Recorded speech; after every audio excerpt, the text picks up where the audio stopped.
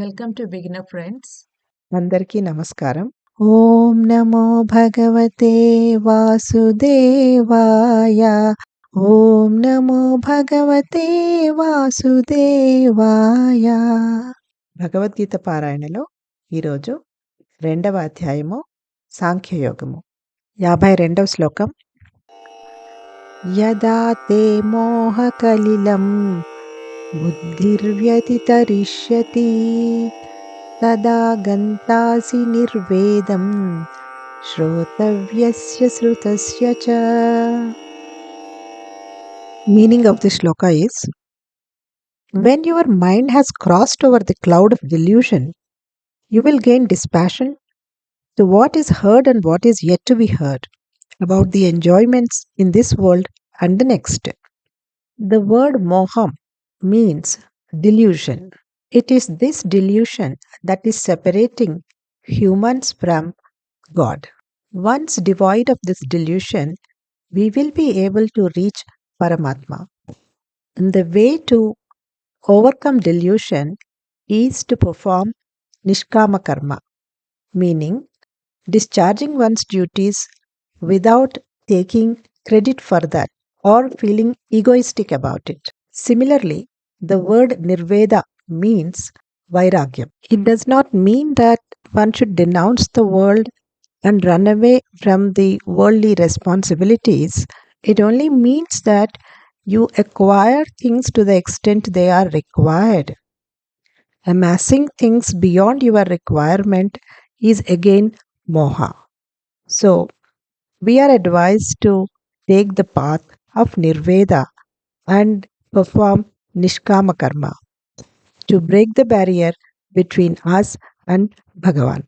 శ్లోకం యొక్క తాత్పర్యం తెలుగులో: మోహం అనే ఊబి నుండి నీ బుద్ధి బయటపడినప్పుడే నీవు ఇహపరలోక భోగముల విషయంలో ఇప్పటి వరకు విన్నదాని గురించి, వినబోయే దాని గురించి వైరాగ్యం కలుగుతుంది.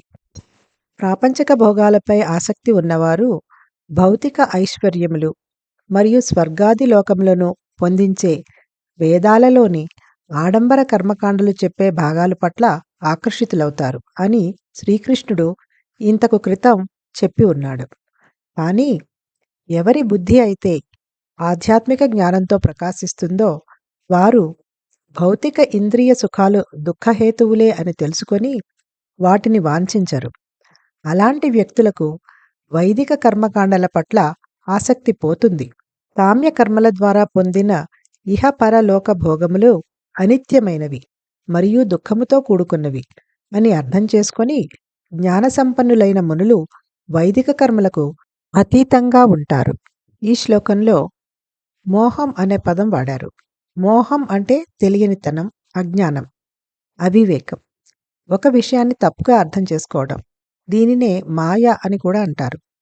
వాడు ఆ మాయలో పడ్డాడు, ఈ మోహంలో పడ్డాడు అని అంటాం మనం అందరం వింటూ ఉంటాము.